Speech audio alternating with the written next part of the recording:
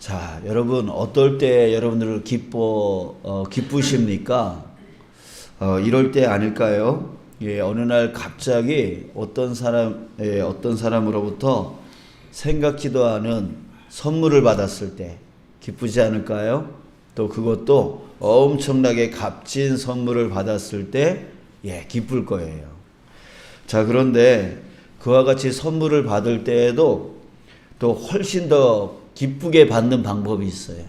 훨씬 더 기쁘게 받는 방법. 자, 그게 뭐냐면 바로 나 자신이 이런 선물을 받을 자격이 있는가? 나는 받을 자격이 없는 자인데 라고 하는 것을 깨달을 때, 나는 받을 자격이 없는 사람인데 라고 하는 것을 깨달을 때 그 선물 받을 때 더 훨씬 기쁘죠. 그때 이런 말을 하게 됩니다. 어떻게 나같이 자격 없는 자까지 이런 선물을 하면서 기쁘기만 하는 게 아니라 감격이 되죠. 마음에 감격이 생기고 또 감사가 생기죠. 그래서 기쁨이 훨씬 더 크게 느껴지게 되어집니다. 자, 여러분 이런 선물을 뭐라고 하는지 알아요? 성경에서는 이렇게 표현합니다. 은혜. 은혜라고 하는 거. 그 은혜는 오로지 한 분만 줄 수가 있어요. 그 한 분이 누굽니까? 바로 하나님. 하나님의 은혜입니다. 하나님의 은혜예요. 오늘 본문 14절에서 하나님의 은혜를 말해주고 있는데요. 이렇게 말하고 있어요. 그가 우리를 대신하여 자신을 주심은 모든 불법에서 우리를 속량하시고, 자, 이 말씀에서 모든 불법에서 우리를 속량하시고 라고 했어요. 자, 무슨 말이냐면 우리 모두가 속량을 받았어요. 근데 어디서 받았어요? 모든 불법에서 속량을 받았대요. 자, 이 말은 무슨 뜻이냐면 우리가 불법 가운데 있을 때에 그 속량함을 받았다라고 하는 거예요. 로마서 5장 8절에서는 이렇게 표현하죠. 우리가 아직 죄인 되었을 때에. 다시 말하면 우리가 구원받은 것은 자격이 있어서 받은 게 아니라는 얘기예요. 우리가 불법 안에 있었을 때, 우리가 아직 죄인이었을 때에 그렇게 전혀 자격이 없었을 때에 우리가 구원받았다라고 하는 그런 말입니다. 이것이 우리가 받은 이 구원은 바로 은혜라고 하는 거예요. 우리가 자격이 없는데, 받을 만한 자격이 없는 그런 불법자였는데, 그런 죄인이었는데 하나님께 선물 받았다는 거예요. 그게 바로 은혜다라고 말하고 있는 겁니다. 우리는 남들에게 이렇게 말할 때가 있습니다. 아니, 어떻게 저런 사람이 구원받아? 아니, 어떻게 저런 사람이 천국에 갈 수 있어? 아니, 저 사람은 교회 나올 자격이 없는 사람이야. 이런 말 할 때가 있어요. 자, 여러분, 우리 속담에 이런 말 있잖아요. 개구리 올챙이적 생각 못한다 라고 하는 속담이 있어요. 만약에 우리 자신이 저 사람은 교회 나올 자격이 없어. 어떻게 저런 사람이 구원받을 수 있어? 어떻게 저런 사람이 천국에 갈 수 있어? 라고 하는 그런 말, 그런 생각을 만약에 한다면 바로 이 속담에 맞는 사람이에요. 개구리 올챙이적 생각 못하는 사람. 여러분, 우리가 그랬어요. 우리가 어떤 사람이었냐면 바로 불법 가운데 있었던 사람이라고요. 아직 죄인 되었을 때에 그때에 받을 만한 그런 구원 받을 만한 자격이 전혀 없는데도 하나님께서 우리를 구원해 주신 거라고요. 우리도 교회 나올 자격 없는 사람이었고, 우리도 구원받을 자격 없었고, 우리도 천국 갈 만한 자격 없는 사람이었어요. 그런데 하나님이 나 같은 자를 구원해 주신 거죠. 이게 바로 하나님의 은혜라고 하는 거예요. 그러니까 우리는 말할 수가 없어요.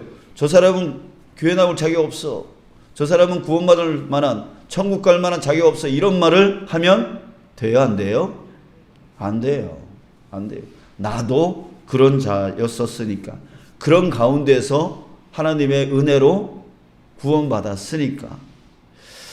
자, 여러분, 그 은혜는 또 어떤 은혜였습니까? 14절에 다시 한번 보면 그가 우리를 대신하여 자신을 주심은 이라고 했잖아요. 자, 우리가 알고 있는 그 말이에요. 바로 예수 그리스도께서 우리의 죄를 대신 짊어지시고 십자가에서 대신 죽어주신 은혜입니다. 그러니까 우리가 받은 은혜의 값은 예수님의 피값이에요. 예수님의 피값. 예수님은 바로 하나님의 단 하나밖에 없는 외아들이에요. 그 외아들의 그 희생으로 구원받은, 그 피값으로 구원받은 우리입니다. 그러니까 그 은혜의 값이 여러분 얼마일까요? 상상을 한번 해보세요. 여러분들이 하나밖에 없는 여러분들의 그 아들 하나를 저 사람 살리려고 죽였다는 얘기예요. 그럼 저 사람이 살아났을 때 저 사람이 살아난 그 값은 얼마의 값이 되어질까요? 사랑하는 여러분, 이 은혜의 값이 정말 상상하지도 못할 그런 값인 줄 믿습니다. 여러분들 그 값으로 저와 여러분들이 구원을 받은 거예요. 그 은혜의 값으로요. 자, 사랑하는 여러분, 저와 여러분들이 정말 이 은혜를 깊이 깨닫기를 간절히 소원합니다. 예, 머릿속에 있는 은혜가 아니라 지금 여러분들은 지금 아멘 이렇게 얘기하지만 사실 이 은혜가 정말 이 마음 안에서 진실적으로 깨닫게 되어지면요, 정말 감당하지 못할 은혜인 거죠. 정말 감당하지 못할 은혜인 거예요.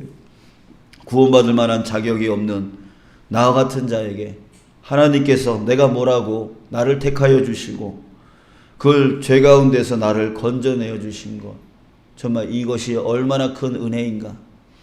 네, 얼마나 큰 은혜인가.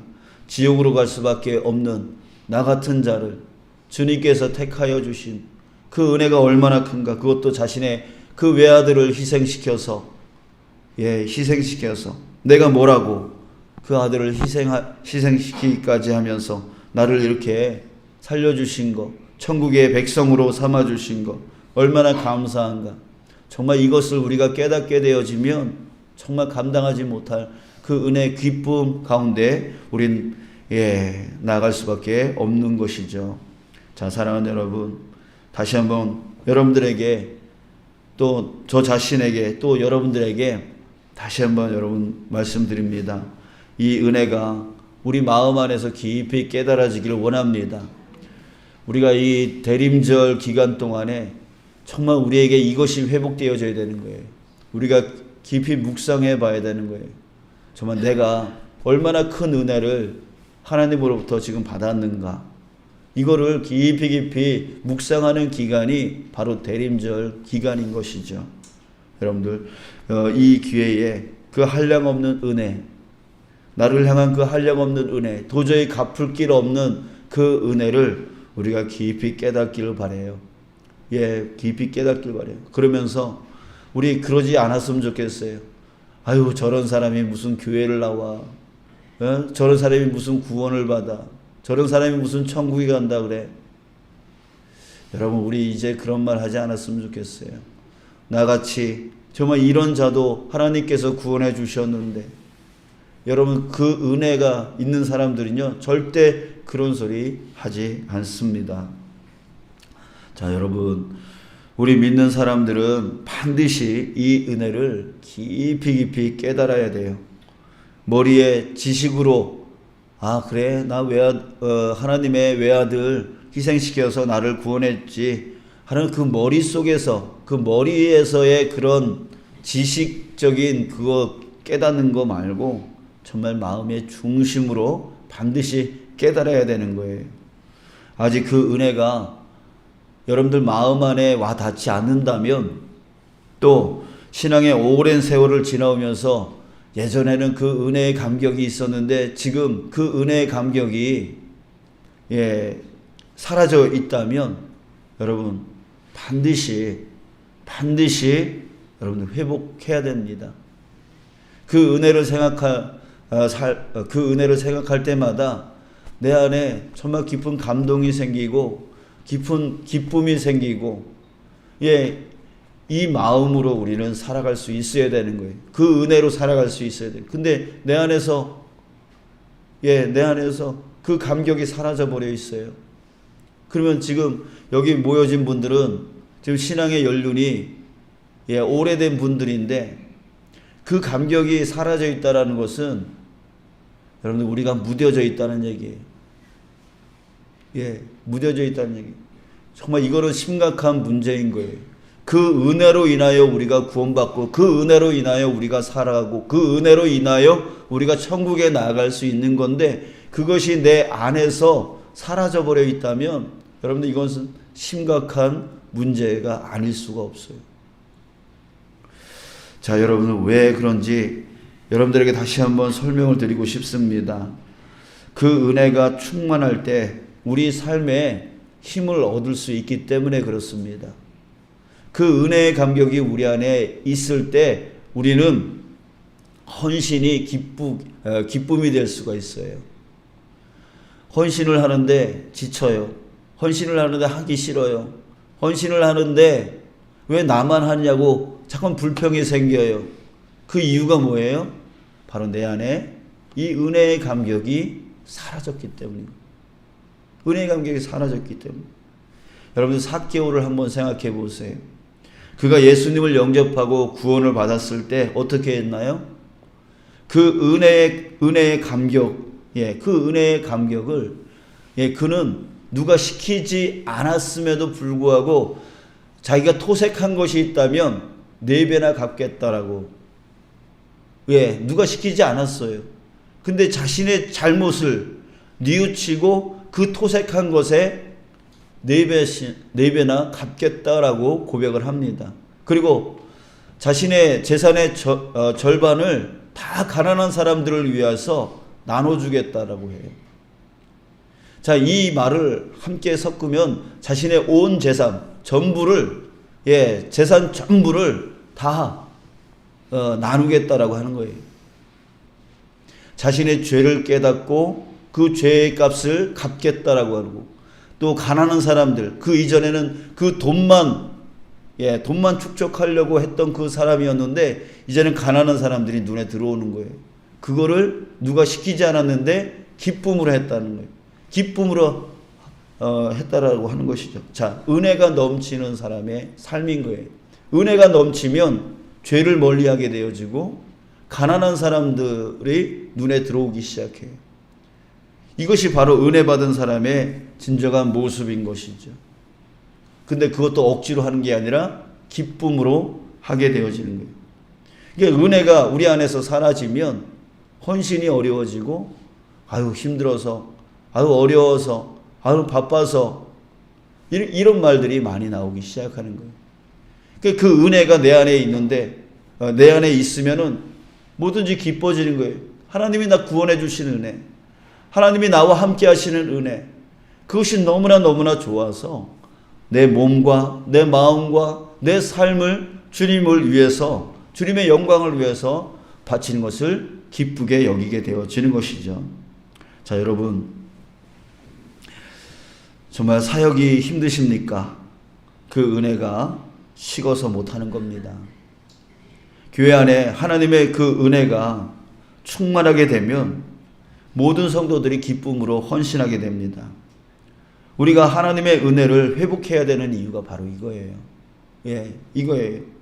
아무리 성경 말씀을 잘 가르쳐도요, 그 지식으로 헌신하는 게 아니에요. 정말 우리에게 회복되어져야 될 것은 뭐냐면 은혜예요, 은혜. 하나님의 은혜가 우리 안에서 회복되어져야 된다라고 하는 거예요. 오늘 본문에서 바울은 이것을 강조하고 있는 겁니다.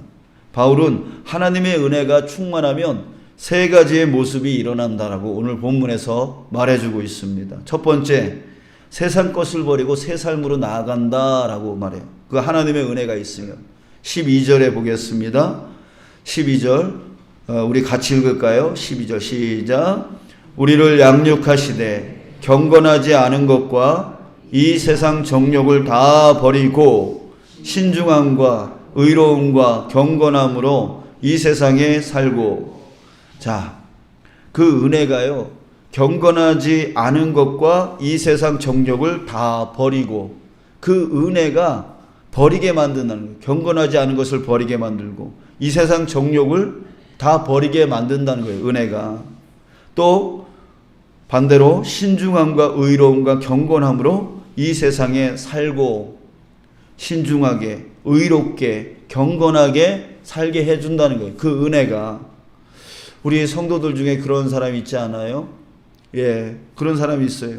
정말 은혜를 받았어요. 예수 믿고 은혜를 받았어요.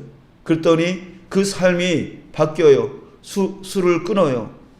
예, 술을 끊고 새로운 삶을 살려고 해요. 정말 기쁨의 삶을 살려고 해요. 예, 우리 성도 중에 그런 분이 계시잖아요. 자, 여러분, 그래요. 은혜가 들어오면 죄를 멀리하게 되어지고 새로운 삶, 의로운 삶, 경건한 삶을 살게 되어진다, 라고 하는 거죠.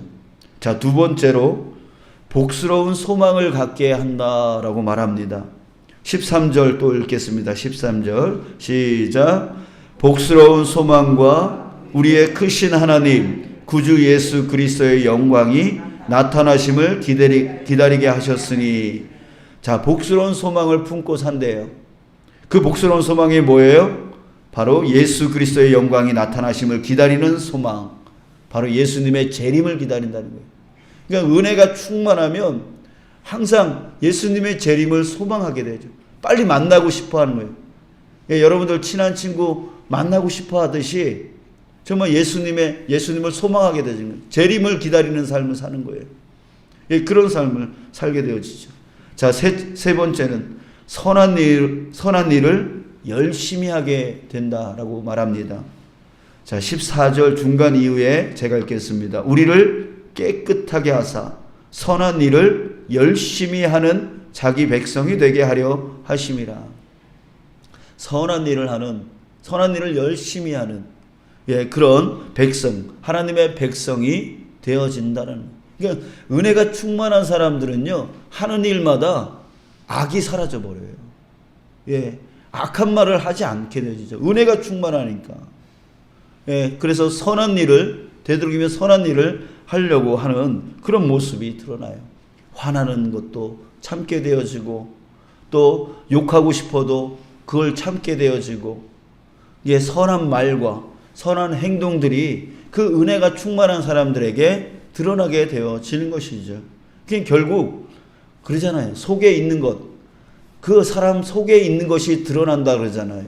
그 안에 욕이 꽉 차 있는 사람들이 욕하게 되어지는 거예요. 화가 꽉 차 있는 사람들이 화내는 거예요. 그럼 은혜가 충만한 사람은 뭐가 나올까요? 은혜가 나오겠죠. 그러잖아요. 저 사람이 뭐 나를 화나게 만들었다? 아니에요. 저 사람 때문에 화가 나오는 게 아니에요. 자기 안에 화가 채워져 있었기 때문에 화가 나오고, 욕이 채워져 있기 때문에 그 사람의 행위에 대하여 내가 그걸 욕으로 반응하는 거예요. 저 사람 때문에 내가 그렇게 된 게 아니고 자기 안에 그게 채워져 있는 거예요. 여러분들은, 예, 은혜가 나오죠? 은혜가 나오시죠? 예, 그래요. 자기 안에 채워져 있는 게 나온다니까요. 내가 어느 날 욕을 했다? 그럼 자기 안에 그게 채워져 있는 거지, 저 사람 때문에 내가 욕하는 게 아니란 말이죠. 자, 여러분, 사도 바울이요, 이 디도서에서 하나님의 은혜를 강조한 이유가 있습니다. 이 디도서는 그레데 섬이라고 하는 곳에서 목회하고 있는 디도라고 하는 그 제자에게 보낸 편지예요. 이 그레데라고 하는 이 섬 사람들의 특징이 있어요. 특징이 있는데, 우리 제가 여기 부임했을 때 이 주문진 사람들이 이런 성품을 갖고 있습니다라고 하는 얘기를 많이 들었어요. 막 뭐 과격하고 그런 식의 이 주문진 사람들의 특징을 이제 많이 말씀을 해 주셨어요. 이게 억세다, 막 이렇게 말을 이렇게 막 표현한다, 뭐 이런 말씀을 많이 하셨는데, 디도서 1장 12절에 보면 이 그레데 섬 사람들의 특징을 이렇게 말하고 있습니다. 그레데인 중에 어떤 선지자가 말하되 그레데인들은 항상 거짓말쟁이이며 악한 짐승이며 배만 위하는 게으름뱅이라. 자, 이렇게 표현을 했어요. 이게 그레데 사람인 선지자 중에 한 사람이 그레데 사람들은 이런 사람들이에요 라고 하면서 표현을 한 거죠. 자, 그래요. 그레데 사람들은 예전부터 그런 성품을 가진 사람들이었습니다. 이런 사람들, 거짓말쟁이, 악한 짐승, 자기 배만 위하는 게으름뱅이. 여러분들 이런 성품 어떻게 바꾸죠? 어떻게 바꿔요? 교육을 한다고 바꿔져요? 아니요. 교육을 하면 그냥 어느 기간 동안은 바뀔 수가 있어요. 근데 그 뿌리는요, 바뀌지가 않아요. 또 자기 성질이 또 나오죠. 바뀌지가 않아요. 근데 오직 한 가지만 가능하다고 사도 바울이 얘기하고 있는 거예요. 그 방법이 뭐예요? 하나님의 은혜다. 하나님의 은혜만이 그 뿌리까지 그 사람을 바꿀 수 있다라고 말해주고 있는 것이죠. 이것은 사도 바울의 경험에서 나온 거예요. 왜? 자기가 그랬으니까. 자기가 뿌리까지 악한 자였으니까. 괴수 중에 괴수였으니까. 그런데 그 하나님이 주신 그 은혜, 예수 그리스도의 그 보혈의 피값으로 자기가 구원받았다라고 하는 그 은혜가 자기를 그 뿌리까지 완전히 바꿔지게 만들었다라고 하는 거예요. 사람이 설득한다고 바뀌지 않아요. 지식을 얻는다고 바뀌지 않아요. 똑똑하다고 바뀌지 않아요. 바뀌지 않아요. 어느 때에 바뀌게 되어지냐면 바로 그 안에 하나님의 그 한량없는 은혜가 진정으로 깨달아질 때, 그 깨달아질 때 그 사람의 그 뿌리까지 정말 온전히 바뀌게 되어지는 것입니다. 그래서 우리에게 하나님의 은혜를 사도 바울이 강조하고 있는 거예요. 사랑하는 여러분, 저와 여러분들이 정말 먼저 이 대림절 기간 동안에 이 하나님의 은혜를 회복하시길 주님의 이름으로 축복합니다. 아멘. 신앙이 오래된, 저도 그렇고 여러분들도 그렇고 신앙이 오래되면서 그냥 형식적인 신앙인으로 바뀌어져 버린다. 이 하나님의 은혜가 우리 마음 안에서 사라져 버리는 거예요. 그래서 그냥 습관적으로 헌신하지, 정말 하나님의 은혜로 헌신하지 못할 때가 많다라고 하는 거죠. 그래서 하긴 해야 되는데, 목사니까 하긴 해야 되는데, 장로니까 하긴 해야 되는데, 권사니까 하긴 해야 되는데, 신앙의 선배로서 하긴 해야 되는데 힘들어요. 어려워요. 그러니까 자꾸만 억지로 하게 되는 거예요. 그러나 하지 않을 기회만 찾는 거죠. 자, 여러분, 우리 안에 그 하나님의 은혜가 반드시 회복되어져야 됩니다.